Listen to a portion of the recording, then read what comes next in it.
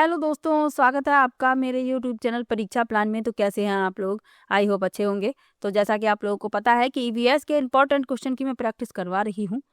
ये प्रैक्टिस का 8वां वीडियो है और 7 वीडियो इसके पहले आ चुके हैं। यदि आपने नहीं देखे हैं तो देख लीजिए। इसके अलावा हिंदी के इम्पॉर्टेंट टॉपिक भी मैं पढ़ा रही हूँ, क्योंकि हिंदी के प्रीवियस ईयर के क्वेश्चन मैं कंप्लीट पढ़ा चुकी हूँ। जूनियर प्राइमरी दोनों पेपर के जितने भी पेपर हुए हैं, ना ही कोई क्वेश्चन छोड़ा है ना ही कोई पेपर छोड़ा है। प्ले लिस्ट बनी हुई है, वहाँ पर आपको सभी वीडियो एक साथ मिल जाएंगी। चलिए आज के वीडियो को शुरू करते हैं। वीडियो देखने के बाद यदि आपको अच्छा लगे, हेल्पफुल लगे तो वीडियो को लाइक और शेयर कीजिएगा। और यदि आप चैनल पर नए हैं तो चैनल को सब्सक्राइब कर लीजिए। और ईवीएस के प्रीवियस ईयर के क्वेश्चन तो मैं काफ़ी समय पहले ही कंप्लीट कर पढ़ा चुकी हूँ, तो आप लोग वो वीडियो भी देख सकते हैं। चलिए आज के वीडियो को शुरू करते हैं। पहला प्रश्न दिया गया है, पीने के लिए सुरक्षित पानी को क्या कहते हैं? पहला है पीने योग्य पानी, दूसरा है आशुद्ध जल, तीसरा है ताजा जल और चौथा है नल का पानी। तो पीने के लिए सुरक्षित पानी को क्या कहते हैं? पीने योग्य पानी कहते हैं। पहला विकल्प इसमें आपका उत्तर हो जाएगा। चलिए आगे बढ़ते हैं, अगले प्रश्न पर चलते हैं। प्रीवियस ईयर के क्वेश्चन भी शामिल कर रही हूं, तो आप लोग बिल्कुल भी परेशान मत होइएगा। जिसने भी प्रीवियस ईयर के क्वेश्चन की वीडियो नहीं देखी है तो ये प्रैक्टिस वाली वीडियो देख सकता है। इसमें मैंने प्रीवियस ईयर के क्वेश्चन भी शामिल किए हैं, इंपॉर्टेंट क्वेश्चन भी शामिल करूंगी और आगे भी अभी ये प्रैक्टिस कंटिन्यू रहेगी। बस आप लोग थोड़ा सा सपोर्ट करते रहिए। अगला प्रश्न है, वर्ष 1984 की भोपाल गैस त्रासदी निम्न में से किस गैस के रिसाव के कारण हुई थी? पहला है मिथाइल आइसोसाइनेट, दूसरा है नाइट्रस ऑक्साइड, तीसरा है मीथेन और चौथा है कार्बन मोनोऑक्साइड। तो वर्ष 1984 की भोपाल गैस त्रासदी जो है किस गैस के रिसाव के कारण हुई? तो ये हुई मिथाइल आइसोसाइनेट के रिसाव के कारण। यह एक हानिकारक गैस है जिसका उपयोग कार्बाइड कारखाने में कीटनाशक रसायन के निर्माण में किया जाता है। इस गैस के रिसाव से लगभग 2500 व्यक्ति मारे गए थे और हजारों लोग बुरी तरह प्रभावित हुए थे। तो ये आपको याद रखना है, इंपॉर्टेंट क्वेश्चन है। इस गैस का नाम आपको याद रखना है, मिथाइल आइसोसाइनेट। चलिए आगे बढ़ते हैं। विश्व पर्यावरण दिवस कब मनाया जाता है? पहला है 2 दिसंबर, दूसरा है 16 सितंबर, तीसरा है 5 जून और चौथा है 11 जुलाई। तो विश्व पर्यावरण दिवस मनाया जाता है 5 जून को। सी विकल्प इसमें आपका उत्तर हो जाएगा। ये प्रश्न तो कई बार पूछा गया है यूपी टेट की परीक्षा में और आपको याद रखना है 5 जून। चलिए आगे बढ़ते हैं। MS स्वामीनाथन एक, पहला विकल्प है पत्रकार थे, दूसरा है कृषि वैज्ञानिक थे, तीसरा है पारिस्थितिकी वैज्ञानिक थे और चौथा है पक्षी वैज्ञानिक थे। तो MS स्वामीनाथन एक कृषि वैज्ञानिक थे। इन्हें भारत में हरित क्रांति का जनक कहा जाता है। तो ये आपको याद रखना है। बी विकल्प इसमें आपका उत्तर हो जाएगा, कृषि वैज्ञानिक। चलिए आगे बढ़ते हैं। एक बात और याद रखिएगा, MS स्वामीनाथन को विज्ञान एवं अभियांत्रिकी के क्षेत्र में 1989 में भारत सरकार द्वारा पद्म विभूषण से सम्मानित किया गया था। इतना और साथ में याद रखिएगा। चलिए आगे बढ़ते हैं। Wild life institute of India WII कहाँ स्थित है? पहला है नई दिल्ली, दूसरा है कोयम्बटूर, तीसरा है अहमदाबाद और चौथा है देहरादून। तो wild life institute of India ये देहरादून में स्थित है, यानी कि उत्तराखंड राज्य में। डी विकल्प इसमें आपका उत्तर हो जाएगा। चलिए आगे बढ़ते हैं, अगले प्रश्न पर चलते हैं। प्रकाश संश्लेषण के दौरान हरे पौधे निम्न में से किसे सोख लेते हैं? पहला है हीलियम, दूसरा नाइट्रोजन, तीसरा कार्बन डाइऑक्साइड और चौथा ऑक्सीजन। तो प्रकाश संश्लेषण के दौरान हरे पौधे किसे सोख लेते हैं? तो ये सोख लेते हैं कार्बन डाइऑक्साइड को और ऑक्सीजन गैस मुक्त करते हैं, जिससे पर्यावरण शुद्ध बना रहता है। तो इसमें आपका सी विकल्प सही हो जाएगा। तभी तो हमें अधिक से अधिक वृक्ष लगाने चाहिए। सी विकल्प इस प्रश्न का उत्तर है। चलिए आगे बढ़ते हैं। अपशिष्ट उत्पादों को खाने वाले जीवों को कहा जाता है? पहला है मृतक भक्षी, दूसरा है मांस भक्षी, तीसरा है शाक भक्षी और चौथा है रसायन भक्षी। तो अपशिष्ट उत्पादों को खाने वाले जीवों को क्या कहते हैं? मृतक भक्षी। ये जीव विषमपोषी प्रकृति के होते हैं, तो ये भी याद रखिएगा। पहला विकल्प इसमें आपका उत्तर हो जाएगा। चलिए आगे बढ़ते हैं। अगले प्रश्न पर चलते हैं। तप्त भौम जल से किस प्रकार की ऊर्जा प्राप्त होती है? पहला है जल विद्युत ऊर्जा, दूसरा है सौर ऊर्जा, तीसरा है भूतापीय ऊर्जा और चौथा है नाभिकीय ऊर्जा। तो तप्त भौम जल से भूतापीय ऊर्जा प्राप्त होती है।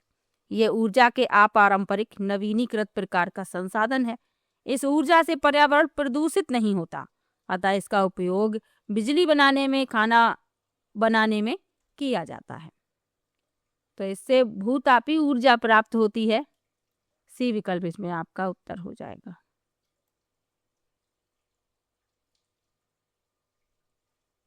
चलिए आगे बढ़ते हैं। 16 घास स्थल कहाँ पाए जाते हैं? पहला है पश्चिमी घाट, दूसरा है पूर्वी घाट, तीसरा है हिमालय और चौथा है विंध्याचल। तो 16 घास स्थल कहाँ पाए जाते हैं? ये पश्चिमी घाट में पाए जाते हैं। और 16 घास स्थल वनों को उष्णकटिबंधीय माउंटेन जंगलों के रूप में जाना जाता है। इस तरह के घास के मैदान उच्च ऊंचाई वाले क्षेत्रों में पाए जाते हैं। तो पहला विकल्प उत्तर हो जाएगा पश्चिमी घाट। चलिए आगे बढ़ते हैं। भारत में पेलिकन पक्षी कहाँ प्रजनन करते हैं? पहला है नेलापट्टू, दूसरा है कुंथनकुलम, तीसरा है कोक्कारेबेलूर और चौथा है उपर्युक्त सभी। तो भारत में पेलिकन पक्षी नेलापट्टू, कुंथनकुलम, कोक्कारेबेलूर इन सभी जगह पर प्रजनन करते हैं। तो उपर्युक्त सभी, डी विकल्प इसमें आपका उत्तर हो जाएगा। चलिए आगे बढ़ते हैं। अगले प्रश्न पर चलते हैं। मीना माता रोग ऐसी मछली खाने से होता है जिसमें अधिक मात्रा में पाया जाता है। पहला है आर्सेनिक, दूसरा है पारा, तीसरा है कैडमियम और चौथा है उपर्युक्त सभी। तो मीना माता रोग जो है ऐसी मछली खाने से होता है जिसमें अधिक मात्रा में पारा यानी कि मरकरी पाया जाता है। तो बी विकल्प इसमें आपका उत्तर हो जाएगा। इन मछलियों को खाने से जो लोग प्रभावित होते हैं उनमें क्या लक्षण दिखाई देते हैं? इनमें हाथ पैर मुंह सुन्न हो जाता है, संवेदन में गड़बड़ी, हाथ पैर की गति में समन्वय का अभाव एवं फालिस जैसे लक्षण दिखाई देते हैं। बहुत से लोगों की इस बीमारी से मृत्यु भी हो गई है। तो ये आपको याद रखना है, बी विकल्प इसमें आपका उत्तर होगा। चलिए आगे बढ़ते हैं। ओजोन परत का अधिकतम ह्रास निम्नलिखित में से किस पर हुआ है?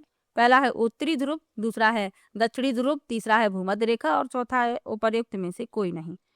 तो ओजोन परत का अधिकतम ह्रास हुआ है दक्षिणी ध्रुव पर। तो इसमें आपका बी विकल्प उत्तर हो जाएगा, दक्षिणी ध्रुव, साउथ पोल। चलिए आगे बढ़ते हैं, अगले प्रश्न पर चलते हैं। इनमें से कौन भारत का प्रथम मुख्य न्यायाधीश था? पहला विकल्प है एम पतंजलि शास्त्री, दूसरा है मेहर चंद्र महाजन, तीसरा है हीरालाल जेकानिया और चौथा है एस.आर. दास।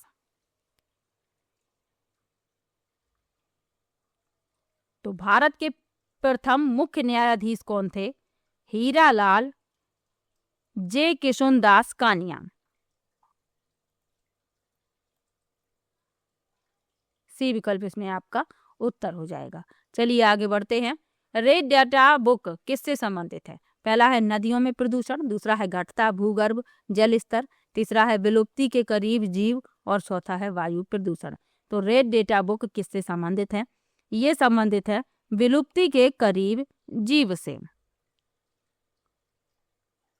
सी विकल्प इसमें आपका उत्तर हो जाएगा। चलिए अगला प्रश्न दिया गया है। संसार का सर्वाधिक समस्याकारी जलीय खरपतवार जिसे बंगाल का आतंक भी कहते हैं वह है। पहला है पार्थिनियम हिस्टेरोफोरस यानी कि कांग्रेस घास जिसे कहते हैं, दूसरा है एखोर्निया क्रोसिप्स जलकुंभी जिसे कहा जाता है, तीसरा है सिनोडोन डेक्टाइलोन यानी दूब घास जिसे कहा जाता है और चौथा है लेंटाना कैमारा। तो संसार का सर्वाधिक समस्याकारी जलीय खरपतवार पूछा गया है तो वह है एखोर्निया क्रोसिपस यानी जलकुंभी जिसे कहा जाता है। बी विकल्प इसमें आपका उत्तर हो जाएगा। पानी में तैरने वाला यह एक समस्याकारी तेजी से फैलने वाला जलीय खरपतवार है। यह पौधा रुके हुए जल में सर्वाधिक वृद्धि करता है, जो जल से ऑक्सीजन खींच लेता है, जिसके परिणाम स्वरूप मछलियां मर जाती हैं। जलकुंभी सबसे पहले भारत में बंगाल में अपने खूबसूरत फूलों और पत्तियों के कारण लाया गया था। भारत में इसे बंगाल का आतंक कहा जाता है। तो ये आपको याद रखना है। बी विकल्प इसमें आपका उत्तर हो जाएगा। चलिए आगे बढ़ते हैं, अगले प्रश्न पर चलते हैं। अगला प्रश्न है, वायरस के अजैविक होने का लक्षण है। पहला है इसमें प्रोटीन नहीं पाया जाता, दूसरा है यह प्रजनन नहीं कर सकता, तीसरा है इसको क्रिस्टल के रूप में परिवर्तित किया जा सकता है, और चौथा है इसमें वंशानुगत सामग्री नहीं पाई जाती। तो वायरस के अजैविक होने का क्या लक्षण है? इसको क्रिस्टल के रूप में परिवर्तित किया जा सकता है, इसको बड़े बड़े क्रिस्टलों के रूप में परिवर्तित किया जाता है। विषाणु को जैविक और अजैविक के बीच संयोजक कड़ी माना जाता है, तो ये आपको याद रखना है। और इसे बड़े बड़े क्रिस्टलों के रूप में परिवर्तित करके निर्जीव पदार्थों की भांति बोतलों में बंद करके रखा जा सकता है, लेकिन फिर भी ये संक्रामक बने रहते हैं, ये याद रखिएगा। सी विकल्प इसमें आपका उत्तर हो जाएगा। चलिए आगे बढ़ते हैं। पादप हार्मोन जो फलों को पकाने में सहायता करता है। पहला है जिबरेलिन, दूसरा है साइटोकाइनिन, तीसरा है इथाइलिन और चौथा है ऑक्सिन। तो पादप हार्मोन जो फलों को पकाने में सहायता करता है, एथिलीन या इथाइलिन। सी विकल्प इसमें आपका उत्तर हो जाएगा। यह एक ऐसी अवस्था में पाया जाने वाला पादप हार्मोन है। इस हार्मोन का निर्माण पौधे के प्रत्येक भाग में होता है। यह हार्मोन कच्चे फलों को पकाने में सहायता करता है। सी विकल्प इसमें उत्तर है। चलिए आगे बढ़ते हैं। स्वतंत्र रूप से भूमि में रहने वाला अवायवी जीवाणु जिसमें नाइट्रोजन स्थिरीकरण की क्षमता होती है वह है, पहला है राइजोबियम, दूसरा है क्लॉस्ट्रीडियम, तीसरा है विब्रियो और चौथा है एजोटोबैक्टर। तो इसमें आपका बी विकल्प सही हो जाएगा, क्लॉस्ट्रीडियम। यह स्वतंत्र रूप से भूमि में रहने वाला अवायवी जीवाणु है। इसमें नाइट्रोजन स्थिरीकरण की क्षमता होती है। ये जीवाणु वायुमंडलीय नाइट्रोजन को नाइट्रोजनी यौगिक जैसे नाइट्रेट में बदल देते हैं, जिसे पौधे आसानी से ग्रहण कर लेते हैं। चलिए आगे बढ़ते हैं, अगले प्रश्न पर चलते हैं। किस प्रकार का डीएनए कोशिका में सामान्य रूप से पाया जाता है? पहला है सी डीएनए, दूसरा है बी डीएनए, तीसरा है जेड डीएनए और चौथा है ए डीएनए। तो वाटसन एवं किक्र ने जिस डीएनए अणु की संरचना का प्रतिरूप प्रस्तुत किया उसे अब बी डीएनए कहते हैं, और बी डीएनए सभी कोशिकाओं में सामान्य रूप से पाया जाता है। तो बी विकल्प इसमें आपका उत्तर हो जाएगा, बी डीएनए। चलिए आगे बढ़ते हैं, अगले प्रश्न पर चलते हैं। निम्न में से कौन सा अचल जीव का उदाहरण है? पहला है लीच, दूसरा है काइटन, तीसरा है इक्नस और चौथा है यूपलैक्टेला। तो अचल जीव यानी कि जो चलने में सक्षम नहीं होता, तो इसमें आपका डी विकल्प सही है, यूपलैक्टेला।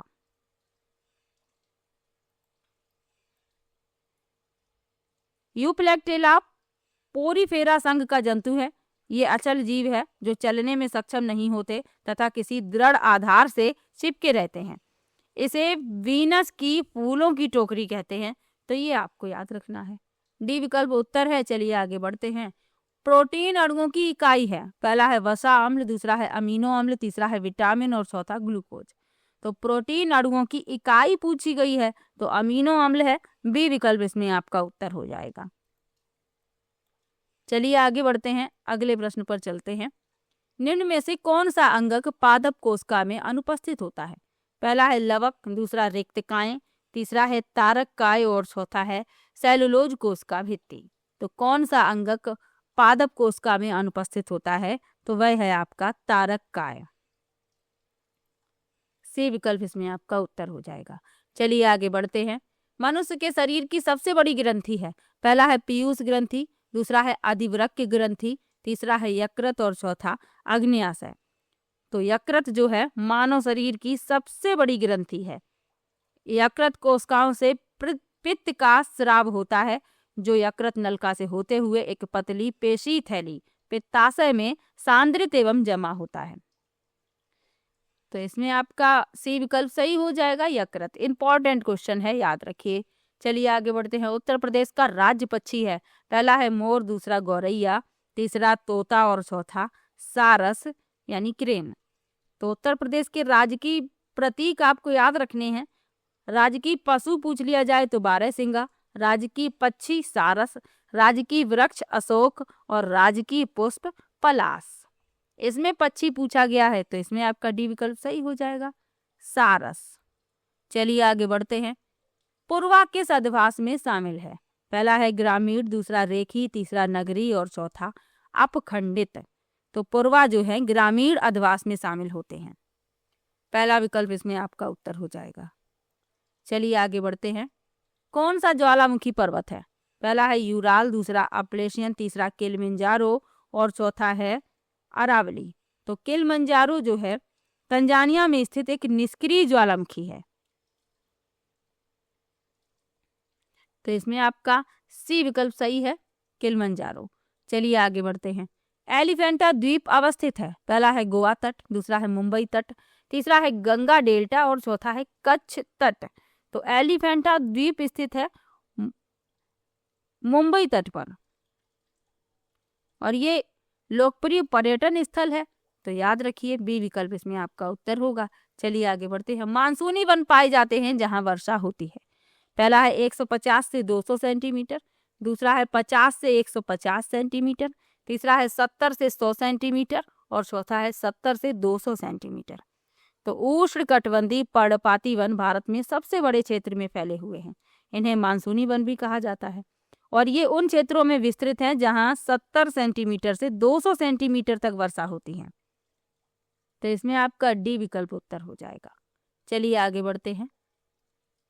कार्बी एंगलोंग पठार विस्तार है? पहला है हिमालय का, दूसरा तिब्बत का, तीसरा है सान पठार का और चौथा है प्रायद्वीपीय पठार का। तो कार्बी एंगलोंग पठार विस्तार है प्रायद्वीपीय पठार का। डी विकल्प इसमें आपका उत्तर हो जाएगा। चलिए आगे बढ़ते हैं और आज का आखिरी प्रश्न है, नगर निगम द्वारा कौन सा कर लगाया जा सकता है? पहला है गृह कर, दूसरा है चुंगी कर, तीसरा है मनोरंजन कर और चौथा है उपरोक्त सभी। तो नगर निगम द्वारा ये सभी कर लगाए जा सकते हैं, गृह कर, चुंगी कर, मनोरंजन कर। तो इसमें आपका डी विकल्प सही हो जाएगा, उपरोक्त सभी। तो प्रत्येक वीडियो में 30 प्रश्न मैं लेती हूँ। आपको किसी भी प्रश्न में डाउट हो आप कमेंट बॉक्स में ज़रूर लिखिएगा और वीडियो कैसा लगा ये भी कमेंट में ज़रूर बताइएगा। इसके पहले वाली वीडियो यदि नहीं देखी हैं तो देख लीजिए। इसकी मैं आज प्लेलिस्ट बना दूंगी तो आपको सभी वीडियो एक साथ मिल जाया करेंगी। चलिए मिलते हैं नेक्स्ट वीडियो में, तब तक के लिए बाय बाय।